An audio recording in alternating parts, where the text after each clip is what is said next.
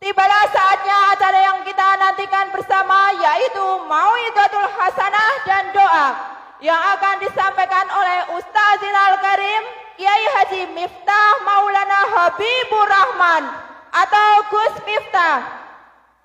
Kepada beliau Ustaz Zinal Karim Kiai Haji Miftah Maulana Habibur Rahman atau Gus Miftah, dengan segala hormat kami haturkan. Salam ala Nabi Muhammad.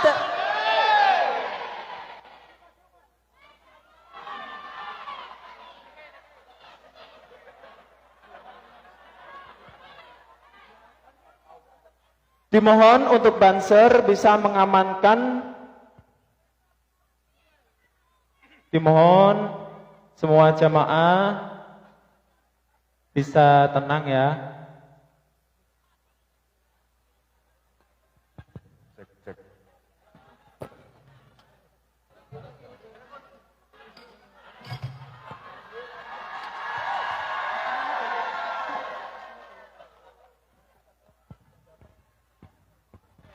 Assalamualaikum warahmatullahi wabarakatuh. Waalaikumsalam warahmatullahi wabarakatuh. Alhamdulillahi rabbil alamin wa kafa.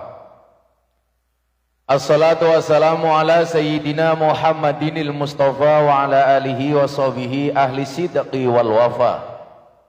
Rabbi israh li sadri wa yassir li amri wahlul 'uqdatam min lisani yafqahu qawli, amma ba'du.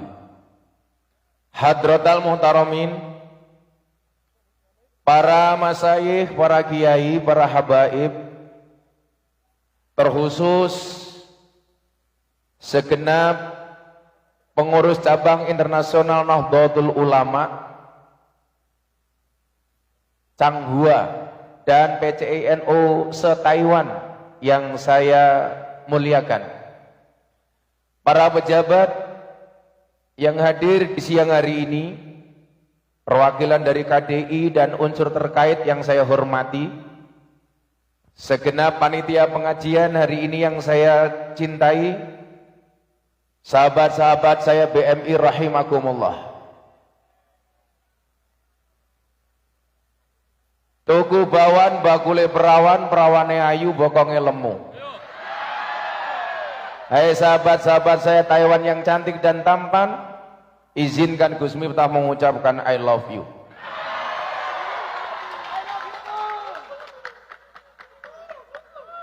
Saya ingat betul pengajian akbar terakhir di Taiwan yang datang saya gara-gara corona. Sekarang setelah corona tutup, karena corona sudah kehilangan wibawanya, karena corona sudah tidak mematikan. Dan untuk memulai pengajian di Taiwan, alhamdulillah kembali saya hadir. Jadi kau yang mengakhiri, kau yang mengawali. Mudah-mudahan ini pertemuan yang baik dan semuanya mendapatkan kebaikan dari Allah Ta'ala. Nah, belajar dari kasus COVID, kita begitu cepat kehilangan waktu. 2 tahun lebih waktu hilang gara-gara COVID. Pelajaran apa yang bisa kita ambil, Bapak Ibu, Mas-mas, Mbak-mbak sekalian? Ada perbedaan yang cukup signifikan antara uang dan waktu. Apa perbedaan yang sangat penting antara uang dan waktu?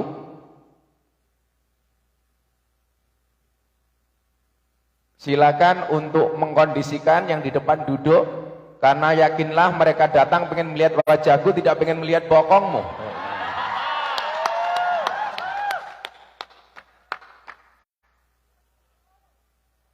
Apa perbedaan penting antara uang dan waktu?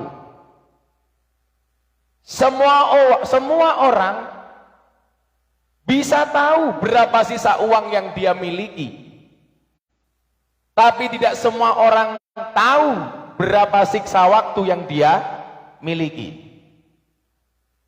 Tapi anehnya apa? Banyak orang kehilangan waktu demi uang. Dan banyak orang bersedih ketika kehilangan uang, namun tidak pernah bersedih ketika kehilangan waktu. Uangmu ada berapa bisa kamu lihat di tabunganmu, tapi sisa waktumu tinggal berapa tidak pernah bisa kamu ketahui dimanapun berada, berapapun sisanya. Disitulah kenapa kemudian dikatakan al-waktu asmanu minadz dzahab. Waktu itu lebih berharga dibandingkan emas. Saya melihat sahabat-sahabat saya di sini ada yang udah puluhan tahun di Taiwan. Pertanyaannya adalah apa yang sudah bisa kita lakukan selama puluhan tahun itu di Taiwan? Mungkin jawabannya apa? Ada yang jawab, Gus, saya sudah bisa bangun rumah saya di desa. Bagus. Gus, saya sudah bisa menyekolahkan anak saya sampai perguruan tinggi. Keren. Atau mungkin juga ada yang bilang, Gus, puluhan tahun saya di Taiwan. Kenapa? Saya sudah bisa nambah. Nambah apa? Istri.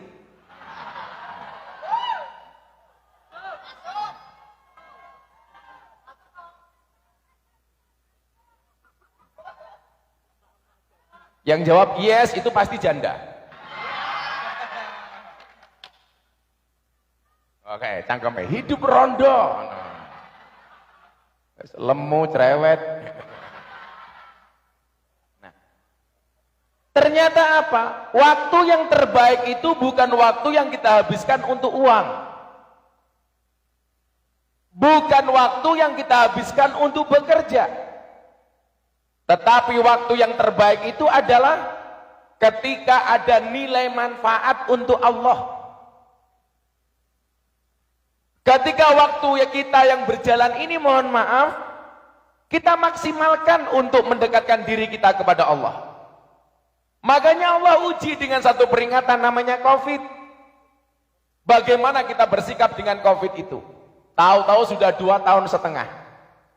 Dan alhamdulillah, hari ini kita kembali bertemu.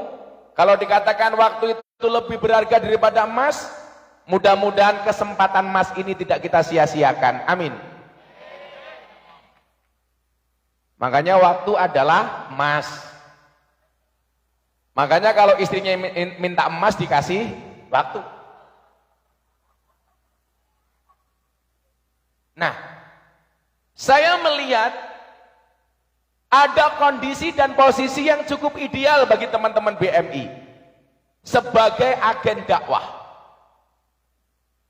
Kalau Nabi Muhammad mengatakan balighu anni walau ayat, sampaikanlah dariku walaupun cuma 1 ayat.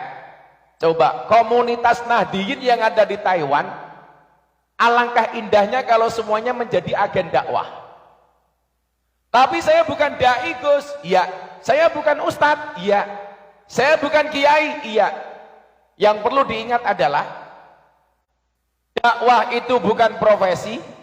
Tapi apapun profesinya harus berdakwah. Tapi saya belum alim, Gus. Ingat, berdakwahlah sampai alim, jangan nunggu alim baru berdakwah. Sama halnya saya bilang, berangkatlah ke masjid sampai tua, jangan nunggu tua baru ke masjid. Bersedekahlah sampai kaya, jangan nunggu kaya baru sedekah. Kalau nunggu kaya baru sedekah, pertanyaan yo lak kowe sugih. Lah ora merongos. Nah, coba bagaimana umpamanya dakwah yang paling sederhana? Sehingga apa? Risalah yang Allah turunkan melalui Nabi Muhammad itu bisa disiarkan kemanapun kita berada. Saudara-saudara sekalian, nyuwun sewu, Islam itu kan sebenarnya intinya cuma ada 2. Yang pertama rahmat, yang kedua akhlak. Wa ma arsalnaka illa rahmatan lil alamin, rahmat. Yang kedua akhlak, innama bu'istu liutammima makarimal akhlak. Kalau Anda lihat postingan saya di media sosial, akhir Desember saya ke Eropa. 5 hari saya di Tanah Suci, 5 hari saya di Belanda, sehari saya di Belgia, 5 hari di Prancis, kemudian 5 hari di Doha, Qatar. melihat final Piala Dunia. Alhamdulillah jagoan saya kalah. Indonesia. Tapi saya mencatat walaupun Prancis kalah dari Argentina, Argentina bisa mengalahkan Prancis. Alhamdulillah Indonesia tidak pernah kalah dari Argentina. Kenapa? Enggak pernah bertanding. Makanya kita pertahankan jangan sampai Indonesia ketemu dengan Argentina. Daripada kita malu berjamaah. Nah, saya melihat apa? Ada kecenderungan di Belanda, negara yang sangat maju, banyak orang menjual gereja. Ketika saya tanya, kenapa Anda menjual gereja? Karena mejanya kecil, degannya datang. Kamu naruhnya bingung.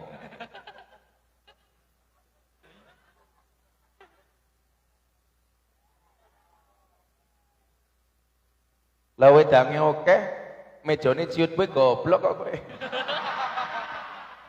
Bingung to kowe?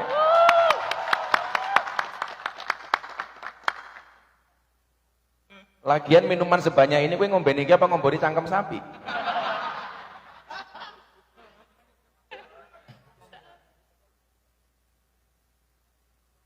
Yang ini apa, Mas? Ininya nggak usah dibuang saja. Atau dibalik, saya nyuguh kamu ngaji di sini.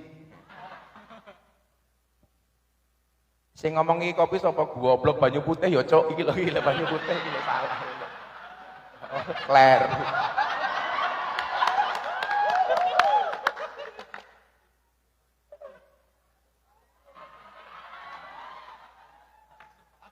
Oh, oh salah. Ini kesalahan fatal. Ini kencur itu untuk dimamah ora dikum goblok. Iki lagi. Kok matur suwun sing meneh kuwi sapa kok matur suwun gitu. Saya pikir jahe ternyata kencur. Kalau ini kopi. Kenapa saya suka kopi, Mbak? Tolong Anda segera ngopi karena hidup itu butuh inspirasi bukan halusinasi.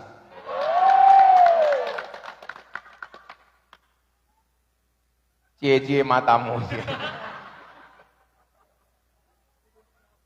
Nah, ketika berbicara rahmat dan akhlak, coba kita lihat negara-negara maju. Kalau di Asia seperti Jepang dan Korea.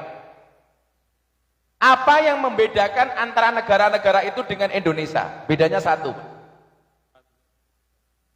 Kalau negara seperti Belanda, Swiss, ini negara yang saya bilang apa? Saya melihat Islam, tapi saya tidak melihat orang Islam. Sementara di Indonesia, saya melihat orang Islam, tapi kurang melihat Islam. Kenapa demikian, Gus? Coba kita lihat. Negara-negara di Eropa yang maju atau di Asia seperti Jepang, mereka negara berakhlak, tapi nggak ada rahmat. Sementara di Indonesia ada rahmat, tapi kurang akhlak. Contoh, Jepang bertanding di Doha. Tim nasionalnya kalah. Anda tahu yang terjadi apa? Sampah-sampah di dalam stadion semuanya dipungut oleh supporter, padahal kalah. Bayangkan kalau menang. Kenapa? Mereka punya akhlak, tapi gak ada rahmat. Makanya gak ada Islam. Sementara di Indonesia, ada orang Islam, tapi jarang kita melihat nilai-nilai Islam. Kenapa? Karena di Indonesia ada rahmat, tapi gak ada akhlak. Coba selesai pengajian di tempat kita di Indonesia, mohon maaf, sampah bertebaran di mana-mana. Betul? Alasannya apa? Tanggung jawab panitia. Lah ngono kuwi lak otakku bosok. Wis pengajian ora urun gitu loh. Ninggal sampah. Ini menjadi problem. Makanya kenapa kemudian saya bilang, ketika satu saat Mas Dedi galau atas semua keadaan yang dia lihat. Waktu itu dia andilau antara dilema dan galau. Karena dia banyak dibully, bahkan kontrak dia endorse dibatalkan gara-gara dia masuk Islam. Dengan melihat postingan-postingan orang Islam yang justru banyak caci maki. Saya bilang, ini fakta yang menunjukkan bahwa Indonesia ini full rahmat tapi kurang akhlak. Bagaimana saya bisa membantu dakwah Gus Miftah, dia bilang. Akhirnya saya panggil, botak kamu sini. Karena Mas Dedi ini orang yang mampu menumbuhkan motivasi untuk orang lain, tetapi tidak mampu menumbuhkan rambutnya sendiri. Saya bilang, Mas Didi, kamu dengerin. Orang non-Islam itu tidak membaca Qur'anmu, tidak membaca hadismu, tetapi membaca akhlak dan perbuatanmu. Artinya apa? Kalau kamu pengen mensiarkan Islam dengan rahmat dan akhlaknya gampang. Perbaikilah akhlakmu, perbaikilah kelakuanmu, perbaikilah perbuatanmu. Maka orang akan berbondong-bondong masuk Islam. Coba kalau kita tampilkan Islam di Taiwan, Islam yang ramah. Selesai pengajian, tempatnya bersih, ada program-program positif. Orang melihat Indonesia yang dilihat Islamnya, maka mereka tertarik masuk Islam. Coba Anda bayangkan, kalau yang dilihat dari kita apa? Perkelahian, tawuran, mabuk-mabukan. Orang akan mengatakan, kok Islam seperti itu? Makanya semua yang hadir ini harus menjadi agen dakwah. Apalagi sekarang era medsos. Ingat, satu peluru polisi hanya bisa nembak satu kepala. Tapi satu postingan di medsos itu bisa nembak jutaan kepala. Saya tadi pagi dapat kiriman apa? Ada banser turun dari kereta, ada yang nyoteng, oh Gus Miftah datang. Padahal bukan saya. Aku mbaten apa matane katarak jaya aku.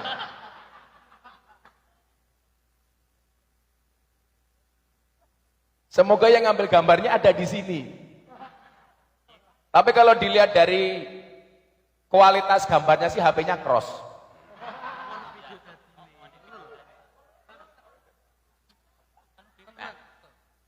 Coba Anda bayangkan, video itu saya ambil, kemudian saya posting di Instagram saya, baru beberapa jam sudah ditonton 200.000 kali. Bayangkan kalau semua di antara kita ini agen dakwah. Caranya bagaimana? Postinglah yang penting, jangan yang penting posting. Cari pendapat-pendapat yang bagus. Coba kemarin Mas, ada survei di TikTok. Tagar paling banyak tokoh nasionalis yang ada di TikTok itu siapa? 10 nama besar. Itu hampir semuanya pejabat, pengurus partai, pejabat politik. Satu-satunya dari survei 10 besar itu yang menduduki nomor 2. Tagar paling banyak, kiai cuma 1, Gus Miftah.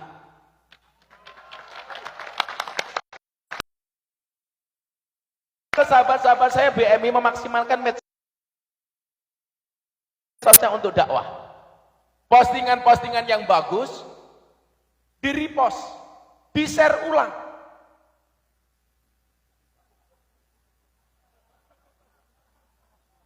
Kayak tak santet meteng loh kayak. Ketika ketemu saya, dia bilang begini, Gus, orang posting sedekah itu boleh apa enggak? Nah, jawabannya persis. Sedekah itu boleh tersembunyi, boleh terang-terangan. Boleh di waktu siang, boleh di waktu malam. Pertanyaannya apa? Kenapa kok ada bahasa siang dan malam? Karena siang itu dianggap terang-terangan, malam itu gelap dianggap tersembunyi. Berarti apa? Sedekah dengan terang-terangan maupun tersembunyi itu boleh. Yang nggak boleh itu nggak sedekah tapi terang-terangan cangkeme cerewet. Uangnya ya tekoi. Ya melu guyu itu. Biasanya jilbab pink.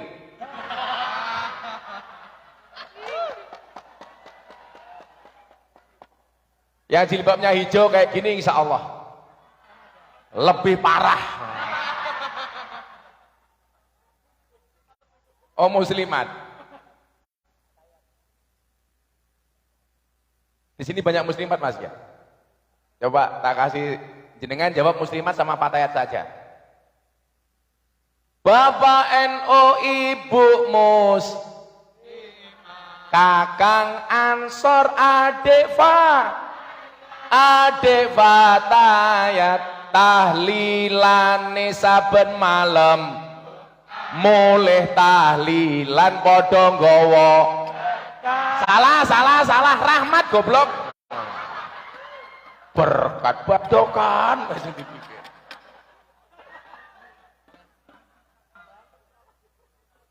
Rahmat kok berkat il. Diulangi, ben rahmat kau oleh berkat itu. Bapak NU, Ibu Mus, Kak, rasa mau tabui. Engko tabuan engko. Kamu jangan terlalu bersemangat. Ingat ya, kita di atas panggung yang sama tapi dengan amplop yang berbeda ya.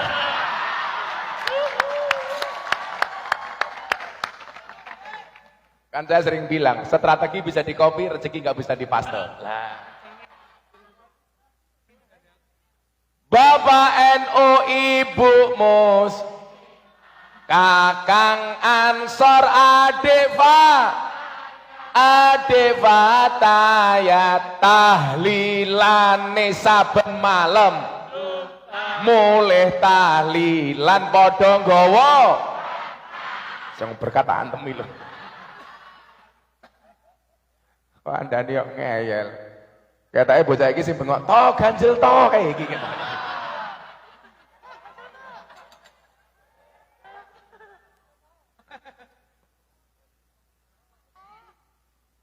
Jadi begini, kalau tadi Anda ngomong riya,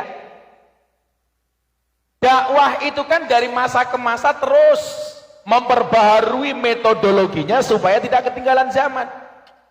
Zaman Nabi bilisan, pakai orasi, retorika. Zaman sahabat bil kolam, nulis. Zaman wali bisa kofah, budaya. Sekarang bil medsos. Ceramah Gus Miftah tahun 2021 di Gereja Jakarta Utara, trending viral nomor 1 dunia, diposting sama Deddy Corbuzier, sehari postingan ditonton 7 juta kali, dikomentari 100.000 kali lebih, semuanya mencaci maki. Apakah Gus Miftah sakit hati? Tidak. Kenapa? Karena komentarnya tidak pernah saya baca. Pulang dari gereja langsung saya dibilang, Miftah kafir.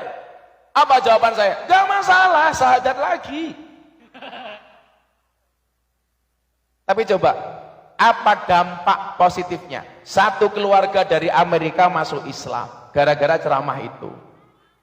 Satu keluarga ateis dari Belanda masuk Islam. Lah, saya bilang, kalau dulu Wali Songo itu dakwah mengislamkan orang kafir. Kalau sekarang mengkafirkan orang Islam. Alasannya apa? Saya dibilang kafir karena masuk tempat ibadah agama orang lain. Padahal kamu di sini semuanya masuk rumah orang lain. Berarti wong sambene kabeh kafir. Yo syahadat meneh kok repot toh. Orang kafir 70 tahun kata Nabi membaca la ilaha illallah sekali itu terbakar kekafirannya. Masa kita tiap malam tahlilan dibilang kafir? Kan goblok. Tapi apa yang terjadi coba? Gara-gara postingan itu, saya dapat undangan dari wali kota Los Angeles, Amerika Serikat untuk berbicara radikalisme dan toleransi. Berarti apa? HP ini agen dakwah, li. Lah kamu punya HP yang kamu lihat, ya Allah kebaya merah.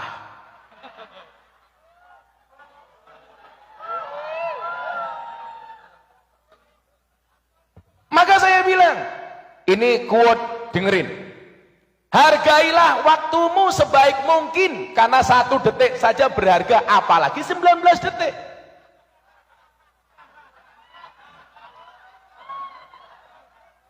Saya ngomong Gisel sopo?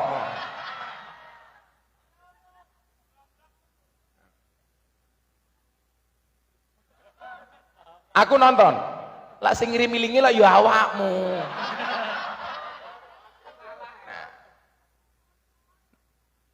Bukan sesuatu yang ditampakkan itu pasti riya, yang tidak kelihatan pasti ikhlas. Enggak, pemahamannya enggak begitu. Maka dulu Nabi pernah ditanya sama sahabat, ya Rasulullah mahwal ikhlas. Kanjeng Nabi, ikhlas niku nopo? Nabi tanya ke malaikat Jibril. Kalau seandainya Nabi jawab pasti bisa, tapi nyatanya beliau enggak mau jawab. Tanya kepada gurunya. Ini pentingnya ilmu itu bersanad. Jibril, mahwal ikhlas. Ternyata Jibril juga enggak jawab. Tanya kepada Tuhan, ya Rob mahwal ikhlas. Pelajaran pertama apa? Ilmu itu bersanad. Kalau soal sanad ilmu, sanad, mohon maaf, nasabnya orang itu saja penting, apalagi sanadnya ilmu. Makanya kalian mohon maaf, soal sanad, soal nasab. Kamu nggak bisa milih dilahirkan dari siapa, tapi kamu bisa melahirkan generasi seperti apa. Mesti nggak status WA. Dasar miskin status.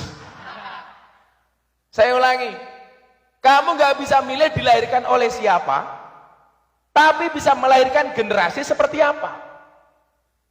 Kalau lihat Nabi Nuh, mohon maaf, Nabi Nuh itu nikah 2 kali, Mas. Suaminya Nabi, tapi dari 2 istri ini melahirkan generasi yang berbeda. Istri pertama namanya Sofura, anaknya 6, yang cowok 3, yang cewek 3. Anaknya, turunannya mayoritas jadi Nabi. Nikah lagi yang kedua dengan cewek cantik, namanya Wil'ab binti Ajwil. Orangnya SDSB, semok depan, semok belakang. Kalau dilihat wajahnya, wow. Lihat mbak-mbak BMI, weh. Tapi ini Wil'ab, ini solehah. Anaknya bagus-bagus. Artinya apa? Mbak-mbak BMI di sini mohon maaf. Ternyata anak soleh-solehah itu harus berangkat dari percetakan ibu yang baik. Dan kamu di sini, kalau diniati tirakat untuk anakmu di Indonesia, tirakat dok, anakmu dadi api, amin. Coba kalau kamu kemudian di sini terlena, jadi BMI kerja di Taiwan, niatnya apa? Di sini seperti apa? Guayane cah desa, cah Ponorogo, cah Tulungagung, pakaiannya melu mbak-mbak Taiwan. Lah cah Taiwan nganggo yukensi, api mas, mulus-mulus. Lawakmu yuyu itu. Wes lemu. Ayo ora pantes kok. Lho padha-padha ndelok maksiate Kang, pilih ndi? Ya milih Taiwan kok aku kok. Ya milih sing apik kok. Loh, cinta itu memang buta, Mbak. Tapi cinta bisa membedakan mana perawan, mana janda. Iya.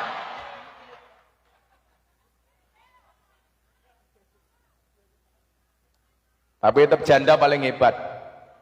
Makanya saya sering terbang ke Surabaya, karena di Surabaya ada bandara yang paling disukai oleh pria, Bandara Juanda. Sehingga apa? Ketika Nabi ditanya soal ikhlas itu, tanya sama Jibril, tanya sama Allah. Ya. Ilmu bersanad, kita bernasab. Nasab itu penting, tapi sanad ilmu lebih penting.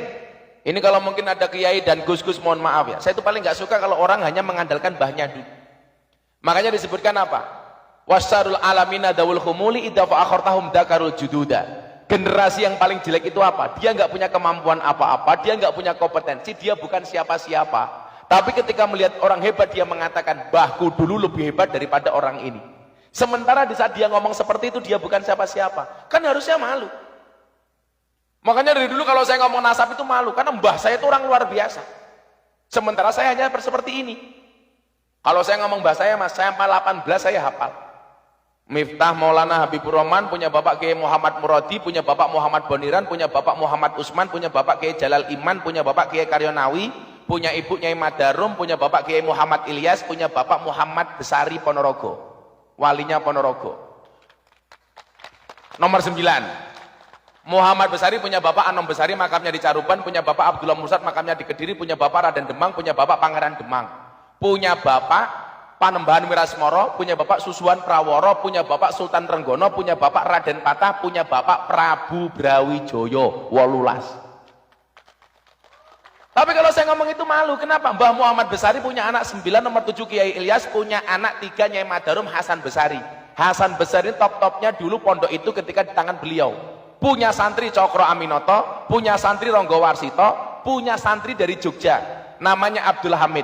Siapa nama komplitnya? Kiai Haji Bendoro dan Mas Abdul Hamid Ontowiryo Mustahar Heru Cokro Senopati ing Ngalogo, Sayyidin Panotogomo, Amirul Mukminin Khalifatullah Tanah Jawa, pahlawan Goa Selarong, Pangeran Diponegoro. Ini santri ini Mbah Kulik. Kenapa saya malu menceritakan mbah saya? Mbah saya santri ini Diponegoro. Lah Gus Miftah santri ini lonte. Karena aku malu. Santri ini purel gitu loh. Mangku purel. Iki wong Taiwan iki kepiye to ya hafal iki. Kesange